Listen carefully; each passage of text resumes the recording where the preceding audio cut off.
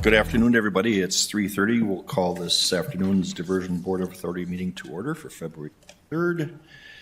The first item is the roll call of members. Mayor Mahoney. Mayor Dardis. Here. Mayor Carlson.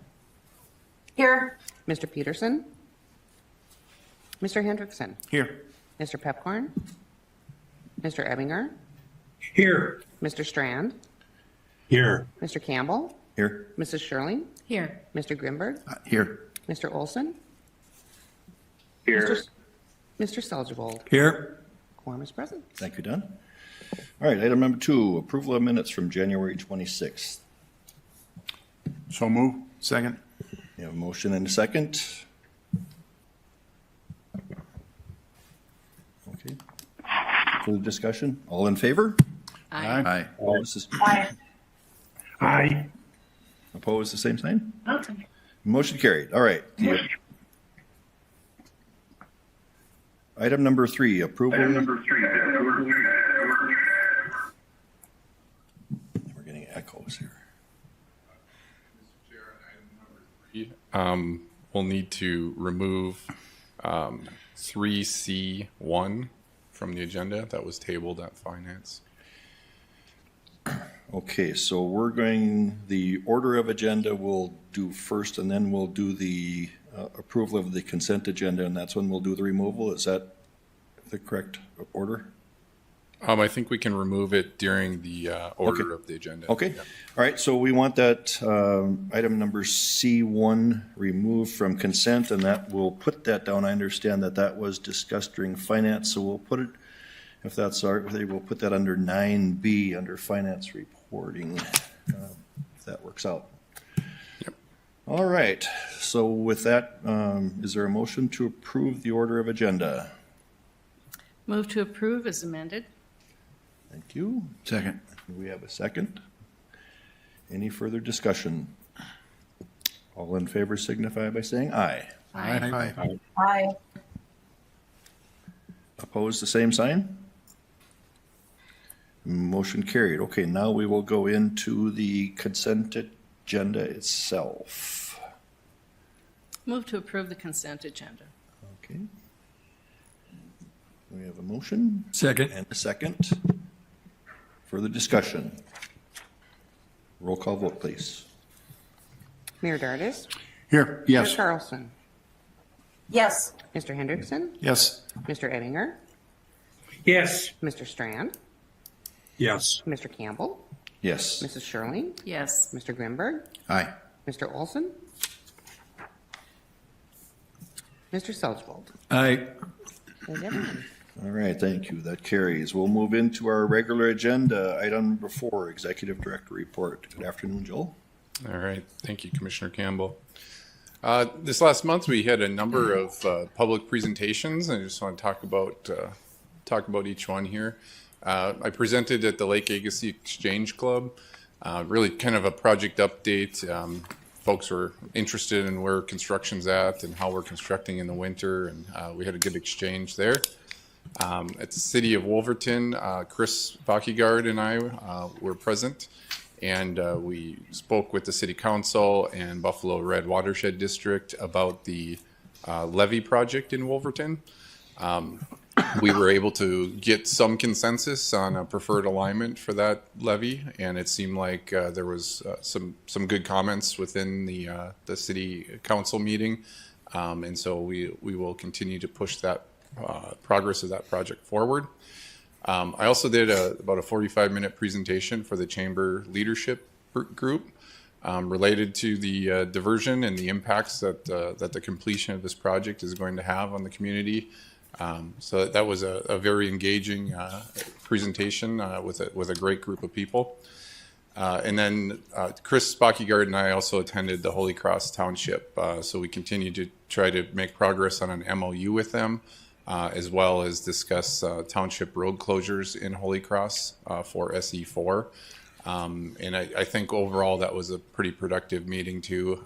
We're still working on getting resolution on some of those township road closures. And then the last thing I just want to report out this month is the BNSF acquisition for the channel right away. This was approved this morning at the Cass Joint Water Resource District meeting. And this was really a result of over 2 years of effort on Chris Bockyguard and Peggy Harder's part. An immense amount of work, and if the board can remember, this was the removal of the Red River Valley Western line that leads into Horace that really only had one customer on it, and we were able to negotiate with CHS, who was the customer, and remove them from that line. That allowed us to remove and abandon the line, and we didn't need to build another rail bridge over the diversion project. So all in all, I would say versus building that bridge, we saved about $6 million with the negotiations that we did with BNSF and acquiring this land and moving CHS. So just like to publicly give Peggy and Chris a huge thanks for all their effort on that. So certainly open to any questions that the board might have. All right, any questions? Questions? Thank you, Joel. Thank you. Next, we have our general counsel update. John, anything? No, nothing new today. All right, very good. Construction project updates. We'll start with the Army Corps. Terry, are you today? I am, sir. Good afternoon, Commissioner Campbell and board members. This is Terry Williams with the Corps, and here's our monthly update. We still have a few of our construction projects shut down for winter, but we do still have work ongoing. So at the diversion inlet structure, approaching completion of that structure, and we're making preparations for training of diversion authority staff on the required O&M for that structure, and it will likely be maybe this spring or summer for that training. Down to number 2, the Wild Rice River structure. There's some great drone footage of that showing the ongoing concrete placements at the bridge and then at the entrance of the structure. Number 3, I-29, that's basically shut down for winter. SC1 reported last time that that's been turned over to the Diversion Authority for operations and maintenance. Number 5, the Red River structure. There's also drone footage of the ongoing pile driving for the foundation at that site. Number 6, Drain 27. What's new on that one is that we did put out for bids for a contract to do the native plantings in that 5-year maintenance service contract. We hope to award that in mid-April so they can start seeding right away in the spring.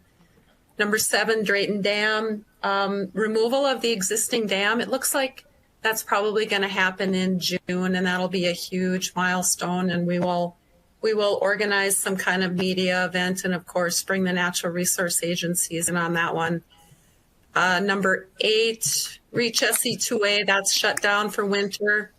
And then last but not least, our ongoing design on the Southern Embankment reaches, making some great progress still, and in preparation for awarding 3 additional contracts in 2024. So SC1B, SC2B, which is probably going to be the largest Southern Embankment contract, the dam itself that we'll be putting out for bids on the entire Southern Embankment. That'll be the largest one.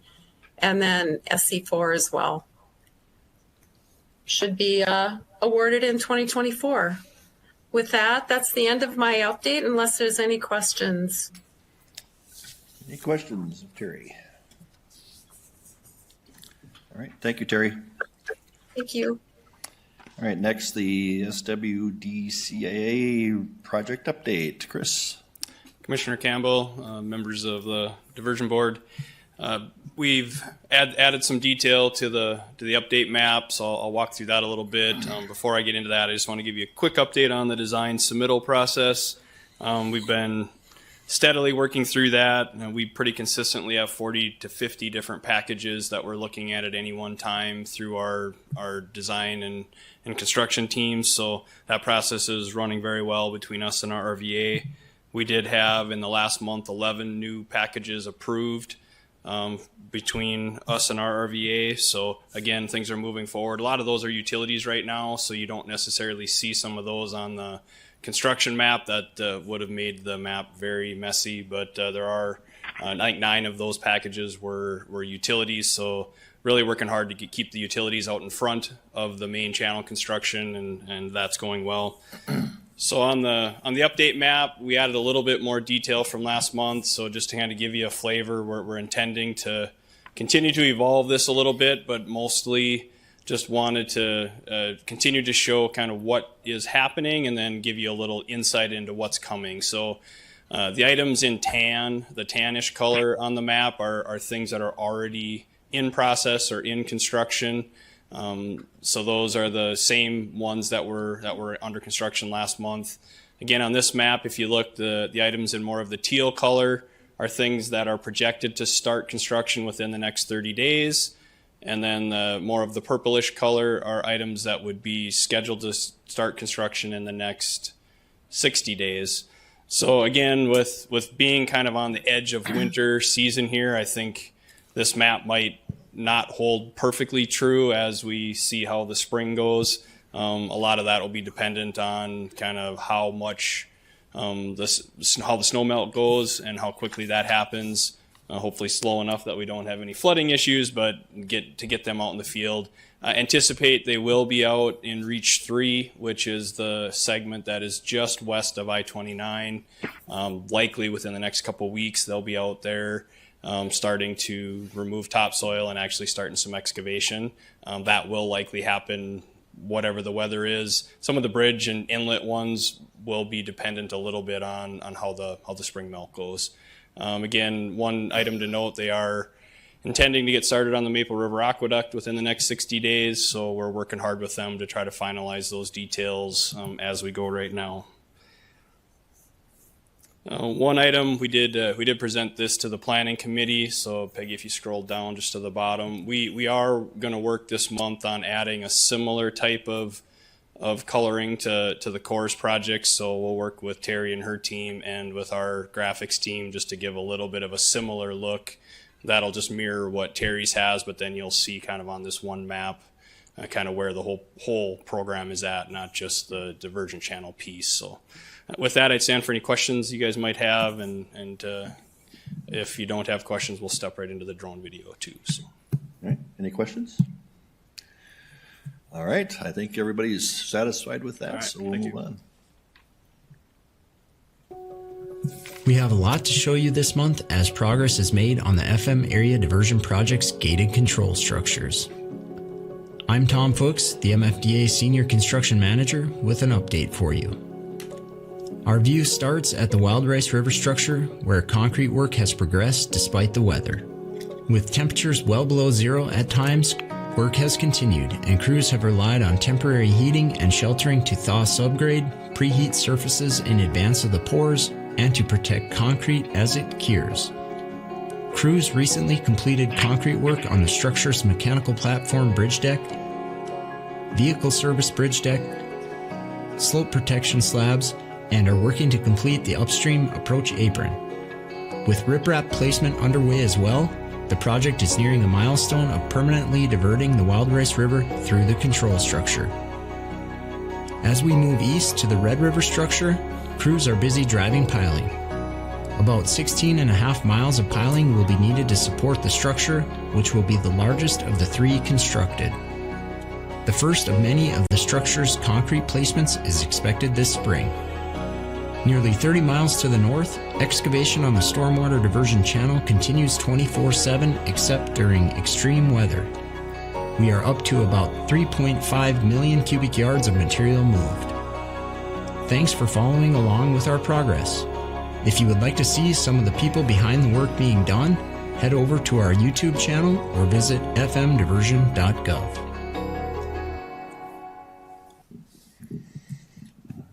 Yes, Mr. Chair, can I ask a quick question? How in the world do they pour cement? To me, that's amazing. Can someone talk a little bit about that? How that process is going? Because obviously we assume the construction season ends at a certain point, but not anymore. So if you don't, I apologize for getting out of order, but if you don't mind. that's perfectly fine, and we've got just the man to answer that, Chris. Yeah, in general, if you look at the picture here, you'll see the plastic on over the top, so that basically they have to heat it. So they'll provide some sort of housing for the concrete. For ground that's frozen, they'll place thawing machines out, so they'll pump heat into them to thaw the ground out. So we still have the same tight specs, so they have to keep it housed, monitor the temperatures very closely.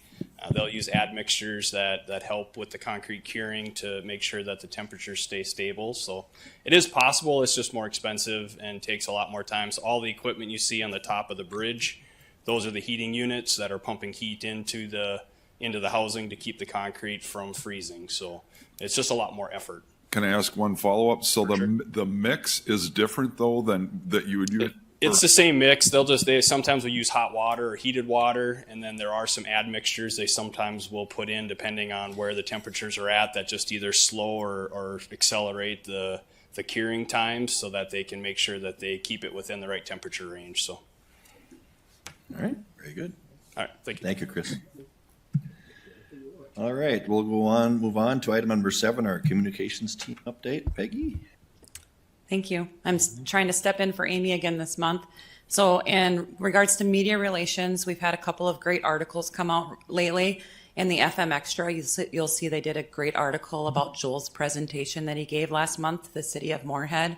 And then we had a front page article in the forum that really hit the overall comprehensive project, where they worked with the developer for the channel portion of the project. They talked to the authority and the Army Corps of Engineers. So it was just a really great overview of the entire project and the progress that we're all making. We've put out a few more videos this last month. If you haven't gotten to see it, the Faces of the Diversion video focused on Steve and Vera Roosh, both of them working for Ames Construction. They're married, and it was really kind of timing. It went out right around Valentine's Day.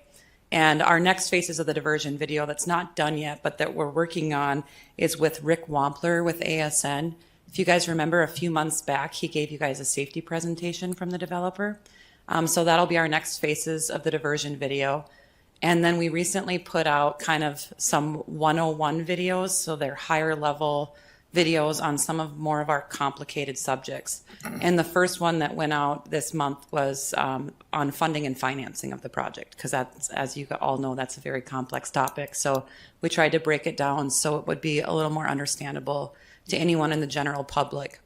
And the funding, or the next 101 series video that we're actually working on right now, kind of describes what a P3 project is and what that means. So you'll see that coming out here in the near future. So for our communication strategy, we're just in the process of completing the 2023 Metro Flood Diversion Authority Communications Plan. We update that on an annual basis, really looking at what our strategies are for the year, working internally with staff, working with our new chairman for the year. And so you'll see that coming out soon for our new updates. And then you'll see this PIMS coordination with the developer, with RRVA. And what that really is it's RRVA's management system for any public comments that they receive. And it can be as simple as this road was dusty, we want to make sure that you go out and put some water on it, or it can be a more complex concern or question. So they track these in a system to ensure that every single comment that they get from the public, no matter what it is, that they direct it to the appropriate party, and they ensure to get a response back out to that member of the public. And so we've been working with RRVA to determine when it's appropriate to include a member of the authority staff in those responses and tie that into it, and when it's just something that they can respond to on their own. Our last newsletter went out on February 7th. If you haven't gotten a chance to see that, that is our 9th issue of the Diversion Current that went out. And then you'll see that the board bulletin went out this week. I hope everybody got it. It went out a little bit later than usual, but it was redesigned and kind of expanded, and it was intended to kind of give our committee and our board members kind of some pointers on, you know, these are some things that maybe you'll hear about in the public this week, or if you get the opportunity to talk about the project at one of your own forums this week, this would be a really good timing message to share with the public. So I know Amy and others would really like your feedback after you get a chance to look at that as to what you think about the redesigned board bulletin. So that's everything I have. All right. Any questions? All right. Thank you.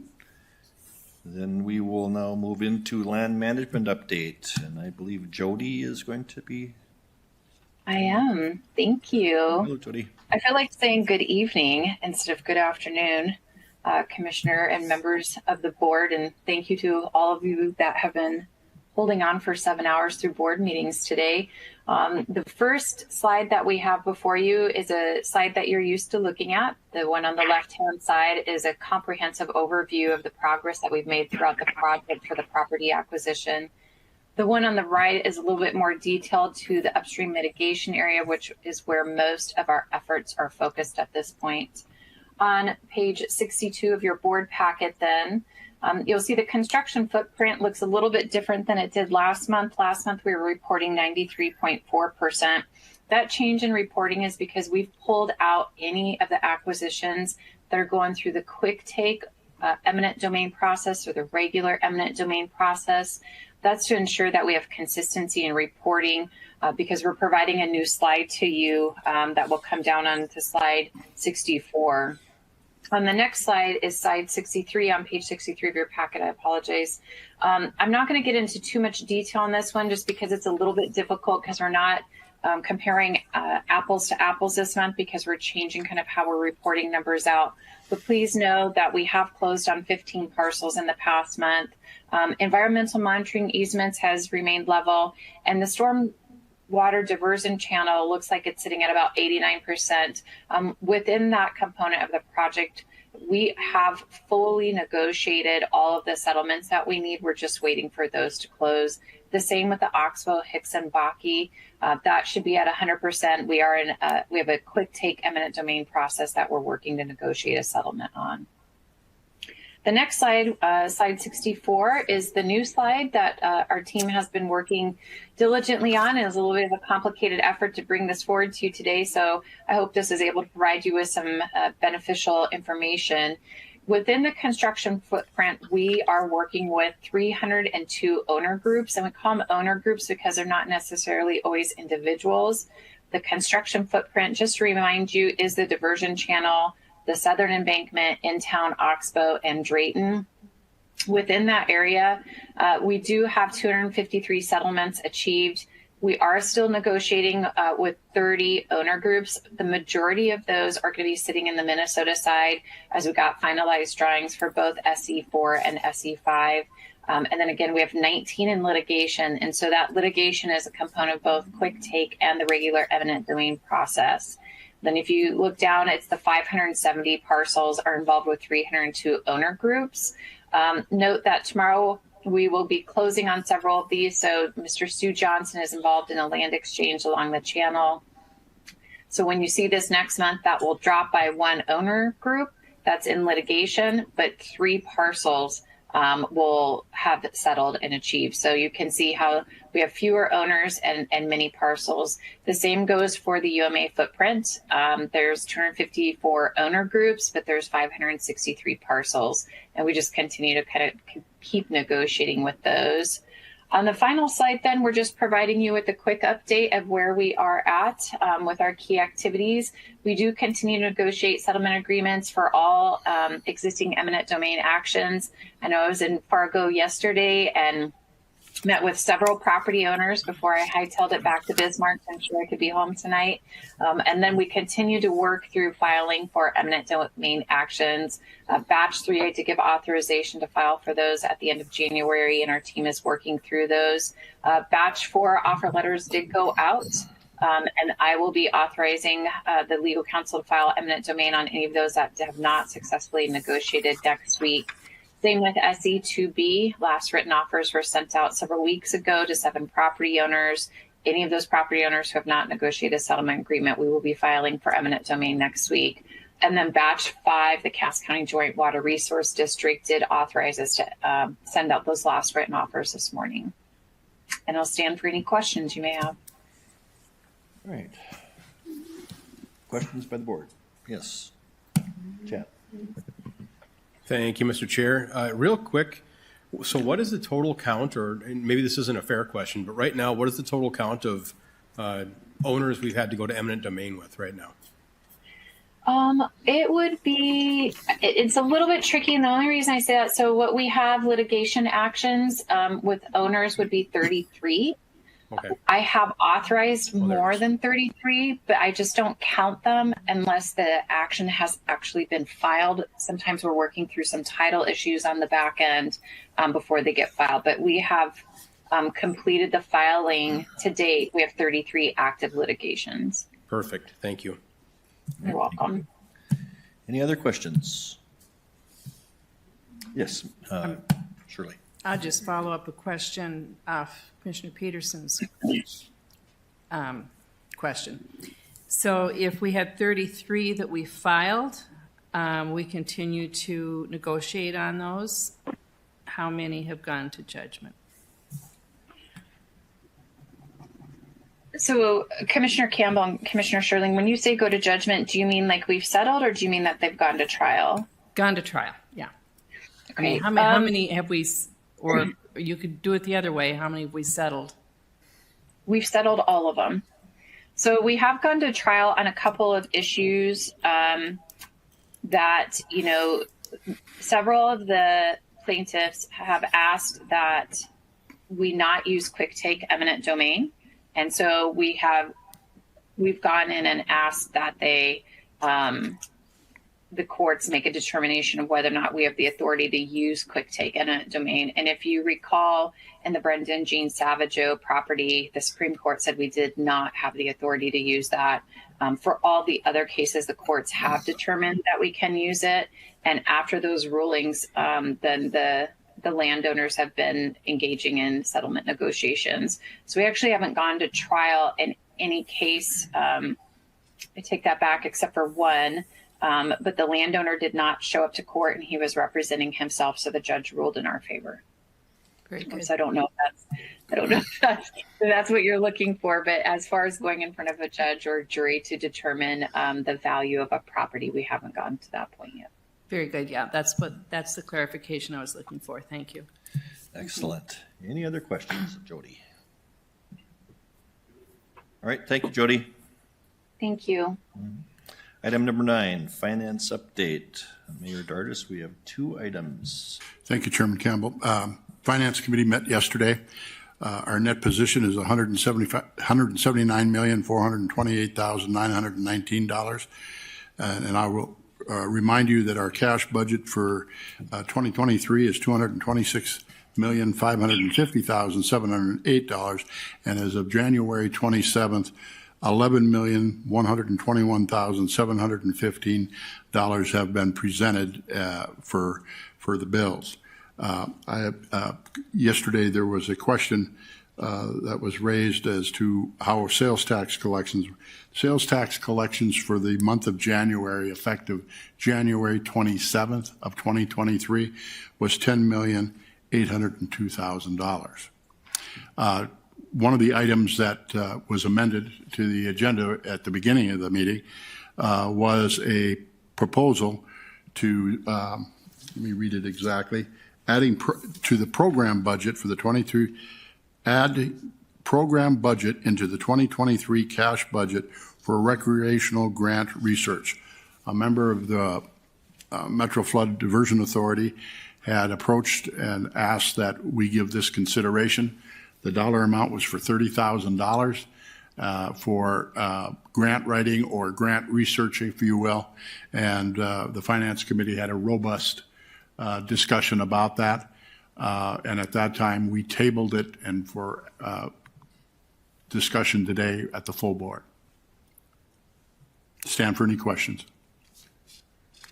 All right, so is there a request of this board then to? The motion has been tabled, so I would move that the tabled motion be brought back to this full board to have discussion.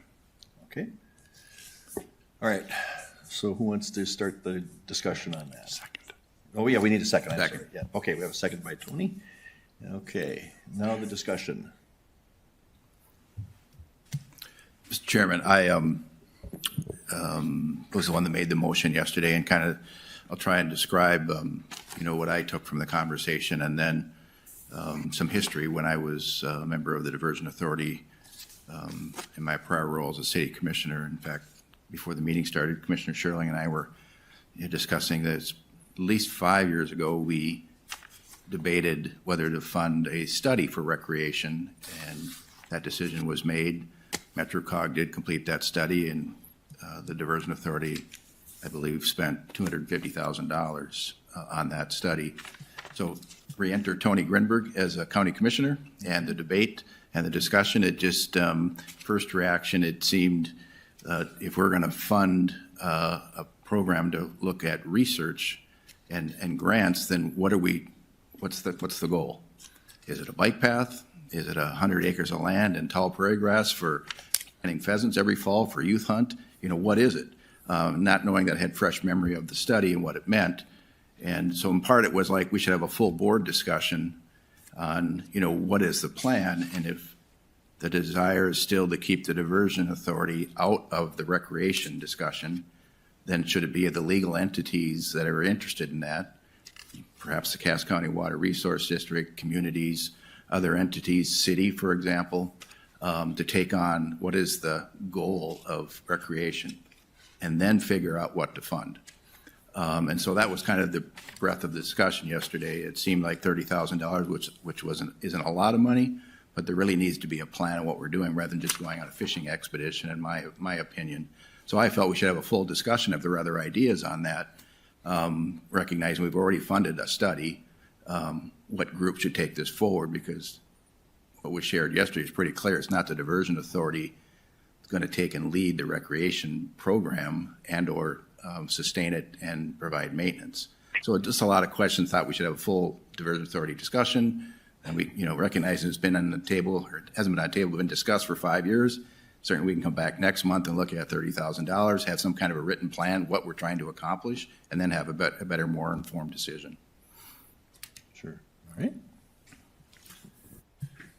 Dave, do you want to make that? If you don't mind, I'm going to jump in. Sure, absolutely. I just think the main thing, though, is when the diversion is being built is the time to make sure we maximize what it's used for. And so my perspective is we might not be the leaders, but we should have a group that's participating in this, because my prediction is this recreation path along the diversion might be one of the most popular things that our area has 50 years from now.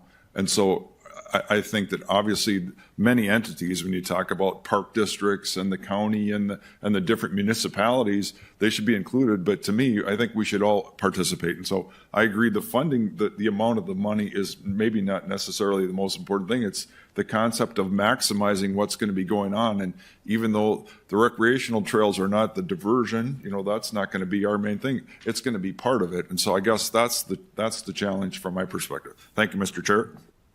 You're welcome. All right. Any other discussion? Mr. Chairman? Yes, Mr. Strand? This discussion has been, I've been eager to have this discussion surface. I'm disappointed that we're getting it in the fashion we are. It seems like we're getting a bucket of cold water thrown on our thinking before we can even think creatively. I guess my view is I'd like to hear what was presented to the Finance Committee, because we're absent that information. I'd like to see a full board here presenting or hearing this discussion. I'd like to have some brainstorming unfold about the future of the diversion with regards to public access, public amenities, public utilization. It's not unusual in the world. If you go to the Netherlands or Amsterdam or anywhere where they have major water projects, the people who've done such projects before to that scale, the first thing they tell you now is build the people's use into your planning up front.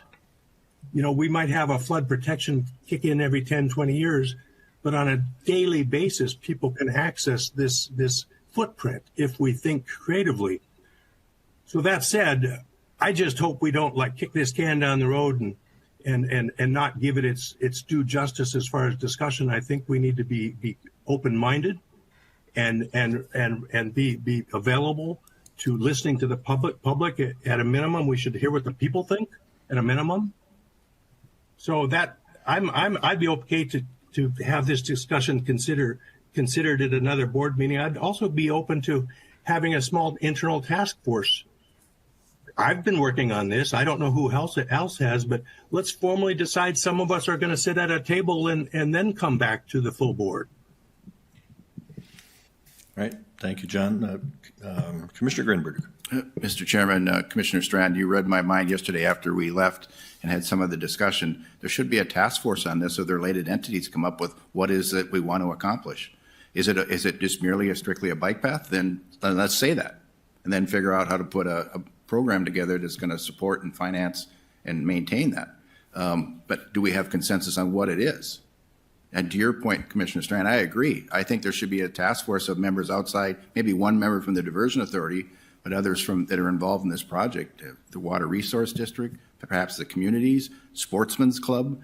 There's a Bikers Association. There's a number of entities, I think, who would form a legitimate task force to say, what is it we want to do? And then figure out how to attract grants to fund it or engage the state. So I still think it's a little cart before the horse, but to your point, Commissioner Strand, a lot of time's gone on. I can see your frustration, understand and appreciate that, but for this to move forward, it's got to have a little more of an action plan around it, in my opinion. So, Mr. Chair, if you don't mind, if I could call Joel up to just talk, because right now, Councilman Chuck Hendrickson is the chair of the MetroCog, and so they've been included in this. So this has been an ongoing discussion, and so I think it's very important that, like Commissioner Strand said, we're not kicking the can, but we need to make sure that we are addressing this, because it's part of the diversion. I would say this is part of our responsibility. So I hate to put you on the spot, Joel, but we have been talking about this for a very long time, and so maybe you can get us up to speed as to what you think we should do and what we are doing. Yeah, I'll give a little background and context, and so probably the second or third most asked question I get from the public is, what recreation features are you going to have? So there does seem to be interest in the general public as to what we're going to do out there, what could be done. I know Mayor Dardis received a question at the State of the Cities regarding just that. And I think he had a great response in that, we don't have any immediate plans. It's certainly something that we might look at after construction. I think that the challenging thing for me and my staff when it comes to recreation is we've determined, and the board has spoken, not to use resources to implement recreation and do recreation. And I think that's an honor to the taxpayers with the sales tax initiative that was passed for flood control. So, at this point, I have discussions with folks. I do not engage the consulting team in those discussions. We've had sit-down meetings with North Dakota State Parks. They seem to be interested in being a part of something. And so there's a lot of ideas, I think, floating around out there. And I think, to Commissioner Grinberg's point, there's never really been a strategy put together in order to how to tackle this issue and do it in the most meaningful way. So, I certainly would support a task force. I think that's a great idea. Finding passionate people that will put time and effort into ideas and solutions and how we may be able to put things together might lead to kind of a path forward for the board to consider. So I think that's a great suggestion from Commissioner Grinberg. It's the impetus of the $30,000 budget amendment was really to give me the ability to have my consultant staff start to dig into opportunities related to recreation funding. Because what we found with the MetroCog study, which was nicely done, of course, but it identified all of these great features and projects, but really didn't identify any funding that would be available for that. And so with us being unable to use our funding we're using for flood control, the funding for something like that would have to come from an outside source. And I guess a bit of reconnaissance in my mind was to be done with this budget amendment, where we could see what is even out there and what's available, and that might dovetail in with task force recommendations and be able to bring something of more substance forward. But I think this is a very good discussion, and I do think we need to be a part of it as the DA board, because there's a lot of complexities with, Cass Joint owns the land, MCC JPA owns the land underneath the project itself. RRVA has control of the land on the stormwater channel. And so we're all going to have to work together and be in some aspects in order to do anything with this project. And it's a bit more complex than say, maybe a project that the Park District might do or something like that. So, I hope that helps, Commissioner. Maybe give a little background and. Can I just add one more thing? This is just my opinion. If we don't lead this, then it's just going to be fragmented and it's not going to be anything cohesive, and it won't be a positive thing. We are seen, whether we put money into it or not, I believe we can be the conduit and participate somehow and be the leadership. But it's many different groups like you're talking about. They all have to work together. But I think we are seen as we have to be I don't know if everyone agrees with that, but this is just my perspective. If we don't lead this, then it's not going to be nearly what it could be. That's my 2 cents. Thank you, Mr. Chair. Yeah, you're welcome. I just want to go back to something that when Commissioner Grinberg talked about the past on this thing, and I go back ways in this project myself, and I remember a lot of discussion about recreational amenities and all of these things, and the work that that has been done in the past. I kind of like the idea of this task force being developed. I don't want to kick any can down the road, so to speak, but when you start asking for money, I think it is important for us to know what we expect to have as a result of that ask, and so moving forward. And I just wonder, just to move this forward, and our board chair isn't here today, but I just think that maybe this should be something that we can maybe ask this newly formed planning commission group of the Diversion Authority to maybe take this as an agenda item. If we're going to develop a task force, maybe make a recommendation as who should be on that task force. We could sit here all afternoon on this thing today based on the presentation that we have and probably not come up with the solution. But maybe that's a way that we could be moving this forward.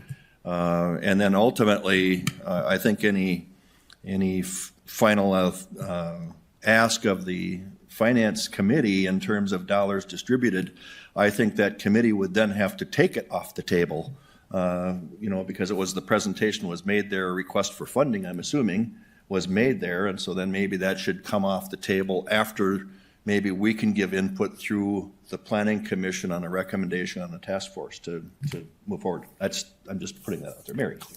I think that's a great idea.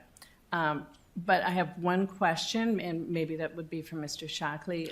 What are our restrictions as far as financial support for something like this? Our sales tax language, I believe, restricts this to flood usage, and I really want to respect that that's how taxpayers voted on this, even though, we'd be looking for grants to fund this. Just want to make sure that we understand what our limitations are. I'd want to go back and specifically look at the sales tax ordinance. My recollection is it does reference flood control, but it may have a provision for other associated features of flood control, because there was some discussion about a trail. Like, there is an existing small trail in the diversion channel that's planned right now, and there were some, as part of the overall plan, some basic, wouldn't necessarily refer to them as recreational items, but there's like a trail and some trail heads that were included in the P3 package, and I think the Corps might have a few areas that could possibly be used for recreational also, but I can go back and look at that. I will note on an overall financial plan, right now we're kind of at capacity, so whatever additional scope you would add to the project, we would need to find additional monies to pay for that scope. Thank you. All right. Mayor Dardis. All great discussion. Again, a board member from the Metro Flood Diversion Authority asked that we place this on the Finance Committee agenda. And if any one of you were to do the same of any time, I would place it on the agenda for discussion, knowing full well that the discussion was deeper than just a stipend of $30,000. My first question would be, with the operation and maintenance of the diversion channel, and is there any caveats that the contractor might be fully engaged in this too, as far as compaction and the usage and on the dike itself, on the borders of it? Yeah, absolutely, Mayor Dardis. Red River Valley Alliance would have to be a part of those discussions, and there may be a operation and maintenance increase due to different pieces of infrastructure if we add that on top. Of course, there's complexities there, and so I'm just speaking in general, vague terms now, I guess. But more than likely, if you start adding elements in and requiring them to do the operation and maintenance, it's going to increase our operation and maintenance payment on an annual basis. So again, I think the comments by Commissioner Grinberg and Commissioner Pipcorn of the task force is the absolute way to go, and that we probably still keep this on the table with regard to finance, keeping in mind also, the complexities of not only the contractor and the like, and us from a financial standpoint, that the sales tax dollars are supposedly designated. There's no dollars available for recreation. Then you take that and you also add that a good portion of this diversion is in Horses extraterritorial. I think about 11 miles of it is in West Fargo's. Then it goes by Harwood, and then of course over to Georgetown and the like, and so it crosses the river. So it has to be a group of people that can totally comprehend all the ramifications and the political subdivisions that you're going to have to work with. Keeping in mind, the plan that was done by MetroCog was amazing. It was fabulous. And I think at that time, before inflationary factors, it was the full thing was $50 million. Mm-hmm. But of course, you can have a $30 million, or you can have a project that's whatever. But with that being said, we'd be happy to keep that on the table in the Finance Committee until the Diversion Authority decides how they might do a task force. All right. Mr. Chairman? If you can, just 1 minute, Mr. Strand, can we go to Commissioner Peterson? Thank you, Mr. Chair. Mr. Dardis, you're going to make me cry, because I just pulled up this MetroCog plan, and I was going to reiterate exactly what you said. I think the forming of a committee makes a world of sense. I think you use this MetroCog plan as a baseline, and my gut reaction is that committee value engineers this down. And then we can proceed after grants, be they state, be they federal. During our committee meeting, and maybe to Commissioner Strand's, one of the questions I thought I heard you say, sir, was what sort of detail were we presented yesterday? Yesterday's presentation was essentially a brainstorming number. It was $30,000, and our director, please correct me if I'm mistaken somehow, but it really was a line item, and I think the intent of it was to spur this conversation, where I think it did, and I think it's a good thing. But part of that dialogue had me texting a good friend of mine in Bismarck, Cody Schultz, who's in charge of our Parks and Rec.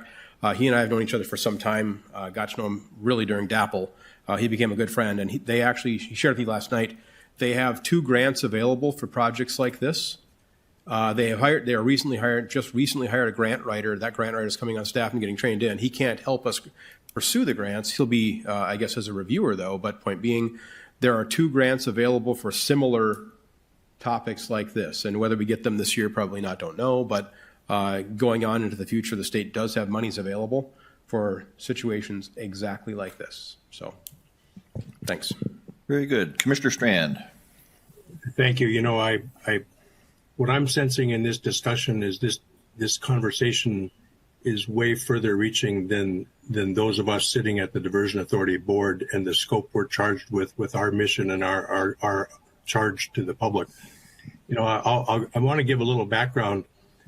Months and months ago, when I heard Mayor Mahoney state at our Diversion Authority meeting that we didn't have a recreational plan, I was surprised and was wondering, well, I started learning the history.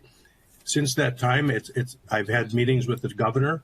The governor has sent 2 representatives, the one that Mr. Peterson just mentioned, and the water department folks. He's instructed people to work with us. There was a desire to have the governor come and speak to our board about elevating this discussion up to a level of how can we all partner to get the most result we could conceivably do as early on in this project as possible. You know, my irrational optimism, I believe that we have an opportunity of a lifetime here that would make our footprint potentially a destination, you know, that would be amazing for the thousands of people driving through our region. So what I'd recommend we do is we create this task force, but we also include others at the table who are not just our own board members. We need to have Parks and Rec. We need to have the water department. We need to have the state government in. We need to have the MetroCog folks in. I've also met with Mayor Corey Peterson about this and his role in Horace. So let's take this conversation and open it up and bring to the table as many stakeholders as we can, including the public, so that we can give it our best shot this one last time before it is too late. Thank you, Commissioner Strand. I think, you know, I agree, and I think we have about a 32-mile nature opportunity here to be looking at as we all talk about different aspects of recreation that are significant and could be important and beneficial to all of our communities. To move this along, I want to suggest maybe that we present this to our newly formed planning commission to take into consideration who all would be part of this, as Commissioner Strand just talked about, who we should bring to the table, incorporate all those folks and come back with and I guess we don't need to kick this can down the road too far from the task force standpoint, but I think we should come up with some sort of a recommendation of what this task force will look like. And I think that for all of us to sit here and to do that today would be difficult, but I think our newly formed planning commission should be able to do that. Chuck. Thank you, Mr. Chair. I agree with Commissioner Peterson. That MetroCog study was just too good. It was very detailed, although it didn't have any funding and or operations of it. I think it's a good thing. I think a baseline would be great. And with Commissioner Strand, I think more people the better. More groups, like sportsmen's groups and everything like that, and, you know, river keepers even. And I like the planning commission idea. Mr. Chair, I think that would be a great idea for them to form this task force. So. All right, can we give some marching orders to Joel then to send this to the planning commission? Yeah. Are we good with that? Do we need a motion, Mr. Sure, Chair? yeah. I'd make a motion to formally forward this to our newly formed planning commission and allow them the power to direct this accordingly, meaning figure out who the committee should be and who participates and proceed in that fashion sooner rather than later. Okay, that's to establish a task force. Yes, sir. Okay, all right, we have a motion. Second. We have a second by Commissioner Sherling. Any further discussion? Seeing none, let's do a roll call vote on this, please. Mayor Dardis. Yes. Mayor Carlson. Yes. Mr. Peterson. Yes. Mr. Hendrickson. Yes. Mr. Pepcorn. Aye. Mr. Emminger. Yes. Mr. Strand. Yes. Mr. Campbell. Yes. Mrs. Shirley. Yes. Mr. Grimberg. Aye. Mr. Olson. Mr. Silver. Yes. Aye. That is everyone. All right, then that motion does carry, so that. Commissioner Campbell, do we need to? Yeah, I was going to just. So, Mayor Dardis, also under the finance update, there was looks like there was, for information purpose, something from BNSF Railway Land Acquisition Directive. Is there? Did we deal with that? We did not, and I was going to call on Mr. Bakagard for that report. Okay. All right, Chris. Commissioner Campbell and board members, I'll keep this short. Joel did a nice job of summarizing kind of where we are with BN. Just maybe want to take a minute and just remind everybody kind of where we've been and where we're going. This was actually the second large milestone we reached with the railroads. This last summer and fall, Red River Valley Western successfully abandoned that rail line and did rail removals on behalf of the project. So we've gotten that complete. This next step secures our land rights for the channel construction, which was our primary objective. This transaction also allows us to close with CHS Elevator. As Joel mentioned, the one operating entity on the rail line. Then what will come next is the BNSF has to step through a North Dakota statute process for disposing of abandoned rail property. They will continue that process. We are in the first line of that with the channel purchase.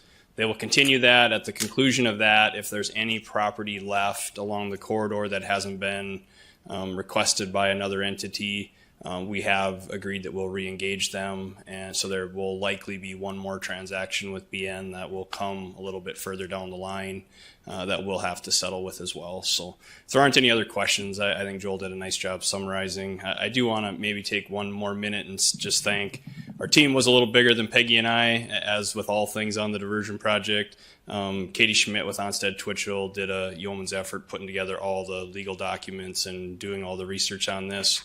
We also had one of Jacob's rail engineers helping us navigate the rail processes, Jason Ruth. So I want to make a shout out to those guys as well. They were a key part of our small group that helped carry this item forward. So with that, I'll stand for any questions if anybody has anything more on the process. Okay. Commissioner Shirley. A couple of questions. So what were you alluring to will be the next step that you'll be bringing back? So in the process of a railroad selling land or a rail property that they are not using anymore, North Dakota has a state statute that they have to follow that prescribes which entities, either private landowners or public entities, have rights to make a claim to or to purchase those lands. The first tier of that is if a property owner has land on both sides of the railroad track, which we fit as Cass County Joint owning that across the channel. There's two other landowners that have that ability to make that request to BNSF that do own land on both sides, two private entities. So BN will reach out to those property owners next. Then there's a tier that allows a public entity to come in and make a claim for public use. Horace has sent a letter in to BN saying they'd be interested in having a discussion with them about pieces of the corridor for the possibility of a recreational trail. So that discussion will happen. And there's one more step for folks that have agricultural land along the railroad. And there are a couple of segments where there are some ag land left. So BN will step through that process. At the conclusion of that, if there's any pieces of the corridor that haven't been purchased, we have committed to BN that we would purchase those as a part of the resolution to secure the land for the channel. So, and the follow-up question, what is going to be our obligation as far as maintenance? as long as we own the property, we will be responsible for some level of maintenance there, basically keeping the weeds down. Again, that'll be a follow-on discussion with our lands team, I'm sure, as far as how long, if at all, we want to keep ownership of any parts of the rail corridor. But Is there cleanup that we need to, is that going to be an expense that we're going to have to deal with at some point or not? No, the Red River Valley Western did a nice job of cleaning out the rails and the ties, so those were the two main items. We did ask them to leave the ballast in place, so if there was a public use for any type of a trail, we had a base to work off of. If the public trail piece doesn't happen, there would be some removal of the ballast at some point in the future, but as of now, no, there isn't any, other than just the maintenance of keeping trees trimmed and grass cut and weeds down. That's the only maintenance that we're obligated to. Well, and then just finally, I would say congratulations and thank you to everyone that worked so hard on this. It's taken years, and it was a creative solution and not an easy entity to work with Nope, necessarily. definitely a process-driven entity for sure. So Thank you. thank you very much. All right, thank you.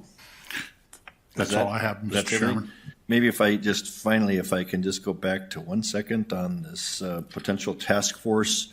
I would suggest that any board member here who has somebody who they think would be of interest that should be part of the task force, if the board members want to submit that information to Joel so that we can help incorporate how we would ultimately, the planning commission could ultimately determine who would serve on that task force. But that would give everybody on the board an opportunity to put some thoughts into who would serve on that. So if you want to care to do that, you certainly can. Other business, do we have any other business? Seeing none, okay, our next meeting is scheduled for March 23rd, 2023. Do we have a motion to adjourn? Peterson motion. Okay. Is that a second, Tom? All right, we have a motion and a second. All in favor signify by saying aye. All right. Aye. We are adjourned.